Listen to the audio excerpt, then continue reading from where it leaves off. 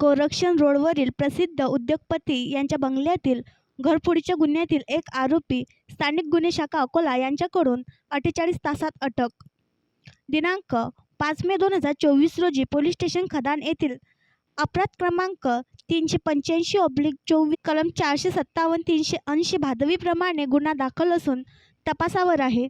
सदर गुन्ह्यातील घरफोडीमध्ये सोने चांदी तसेच रोख असा एकूण 43,77,317 रुपयाची चोरी झाली होती.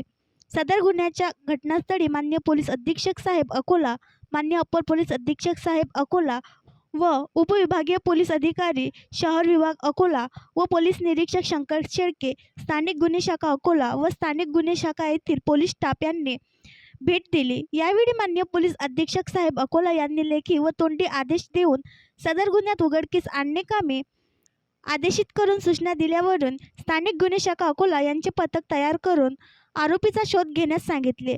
त्या अनुषंगाने पोलीस निरीक्षक शंकर शेळके, पोलीस उपनिरीक्षक आशिष शिंदे व स्थानिक गुन्हे शाखा येथील यांच्या पथकातील पोलीस अंमलदारांनी घटनास्थळाच्या आजूबाजूच्या परिसराची पाहणी केली. परिस्थितीजन्य पुराव्यावरून गोपनीय माहितीच्या आधारे अहमदनगर जिल्ह्यातून इसम नामे जिगर कमलाकर पिंपळे, वय 37 वर्ष, राहणार पाखोरा, तालुका गंगापूर, जिल्हा संभाजीनगर यास ताब्यात घेतले.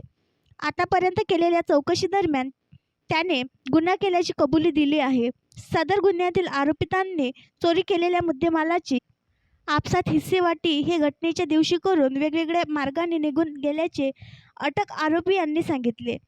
सदरची कारवाई ही माननीय पोलीस अधीक्षक श्री बच्चन सिंग साहेब यांच्या मार्गदर्शनाखाली स्थानिक गुन्हे शाखा अकोला यांनी केली.